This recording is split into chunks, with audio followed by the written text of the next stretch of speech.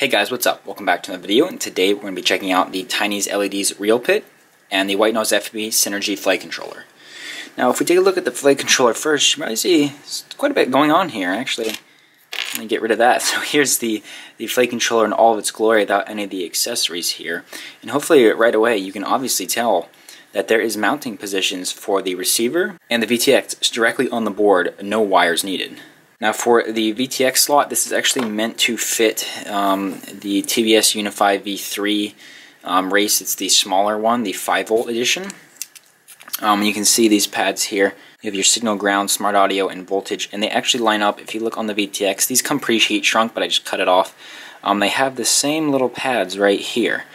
So that basically just lines up, as well as there are up here this one and down here this one.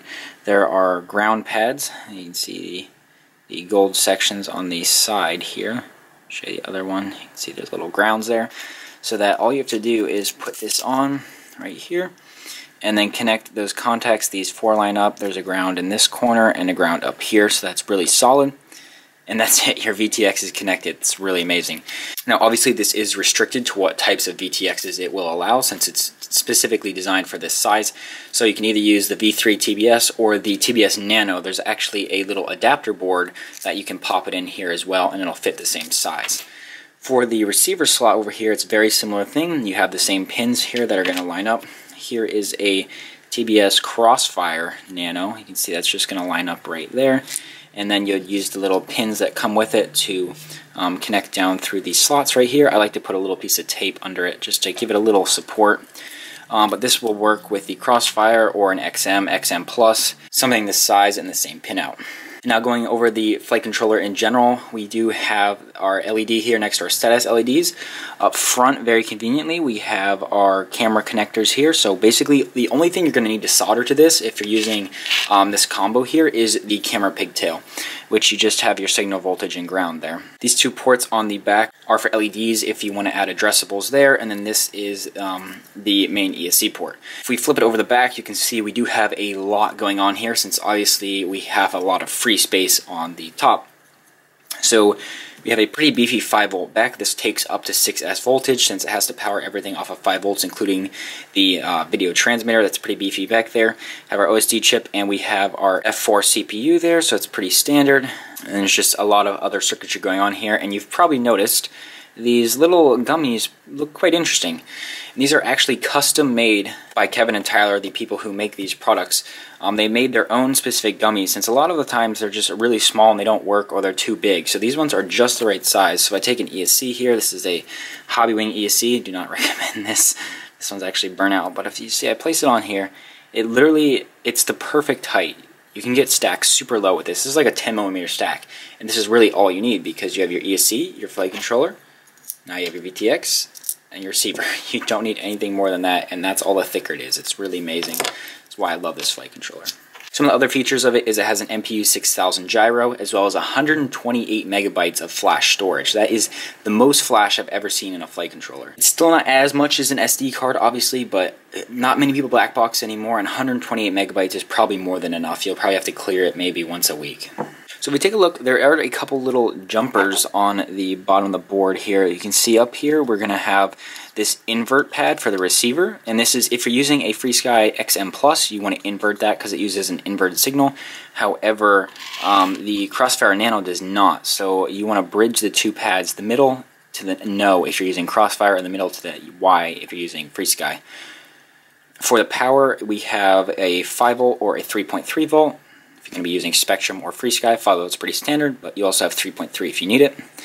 Down here we have the TX3, which is for your smart audio, and if you bridge the middle pad to the bottom pad, you can see it says RX. That's going to be able to allow you to use the smart audio capabilities on the full-size Crossfire, so that you can tab through on the menus of your radio if you like that, or if you want to use the OSD option, which I do. You'll bridge the middle pad to the top pad for the FC, so you can use FC Smart Audio. And then there's one more bridge over here. You can see VTX, you have off and pin IO, and that is where this little guy comes in. So as I mentioned earlier, this is the TinysLED RealPit, and this is a really small, cool little video transmitter switch. So you actually power your VTX off of this. This takes 5 to 28 volts and it has a maximum 1 amp output. And basically the idea of this is if you crash out in a race and you want to be able to put another quad up while the race is still going on, obviously you can't go retrieve that quad. So you flip the switch, you will cut the power to your video transmitter, and now you can turn on your other quad and take off with that.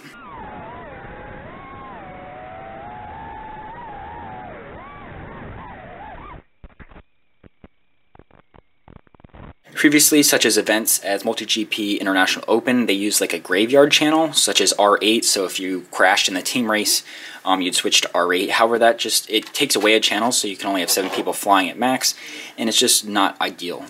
You don't really want your quad stewing out there powered on for a few minutes. So this is really nice because this is super tiny, very, very lightweight. It's only 1 gram. And this enables you to fully cut power to your VTX or receiver, whatever you want, up to 1 amp, and you can configure it to a switch so that you can control it through your radio. Now this obviously will work with any flight controller, any combination of VTX together. However, the special thing about getting this flight controller is it actually has this little guy built into the board here. So you don't need a separate one. This will do the VTX shutoff by itself. That's what this little jumper over here for. If you go to the top, it'll permanently have it off, so you won't power your VTX. Or if you go to the bottom for pin IO, that'll enable you to be able to set up in the CLI to be able to use a switch. And there are instructions to copy paste for beta flight, so it's very easy. It's not too hard to do.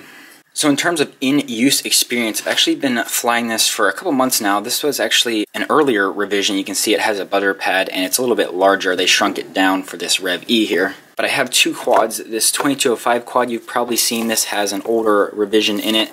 And then my newer 2207 quad has the most updated version in there. And you can see, hopefully, that it just makes the stack really low. And unfortunately, because of the standoffs I had available, I wasn't able to make it lower, but the actual stack height is like 10-15 millimeters here, so you can get really low builds. And these are 20 millimeter standoffs, and I still have a good 5 millimeters of space left. Of course, I got it all muddy at the last race. It was so pretty, but the flight controller has been performing great. Crashed it a ton, 0 damages. You can see how I have the receiver, a little bit of tape under it with the pins right there, and everything else is pretty standard. You know, you just put your wires for ESC underneath. I forgot to mention that the flight controller, it of course does come with these custom gummies, as well as it does come with a few different breakout cables to fit popular ESCs like the Acon or the Hobbywing.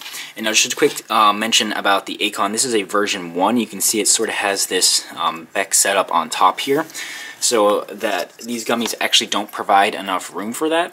The version 2, they moved it to the bottom and it fits really nice.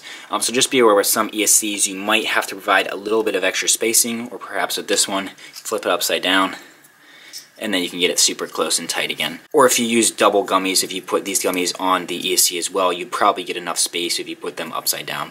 Just something to keep in mind. So that's pretty much it about these two guys. It's just a simple, really, really ingenious design here, and I definitely like it, and this is definitely the flight controller that I'm going to be using in all my builds going forward.